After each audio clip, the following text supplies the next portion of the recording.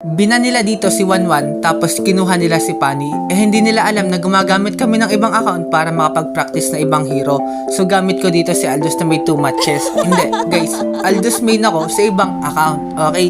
So bali halos lahat kasi kaya kong gamitin. And guys, itong mga kalaban ko is mga tropa-tropa lang yan. Kaya walang samaan ng loob, okay? So bali naka-double kill na nga ako dito kasi nga hindi akalain nila na mabilis talaga yung respuhan namin. And dito guys, ang angas lumipad ni Aldous, oh, diba? Talagang nalipad guys, oh. Panis! Bang! And dito naman guys, ito talaga yung mismong replay ko. I mean, mismong gameplay ko, oh, diba?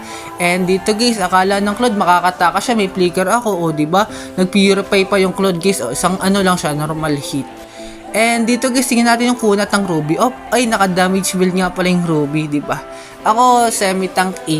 And dito guys, oh, kita niyo yung ano, panis, ang galing talaga, pinapasok ko. And ayun, hanggang saan natapos yung game and nalo naman kami. So bali akala nyo kasi 1-1 lang alam ko, 'di ba?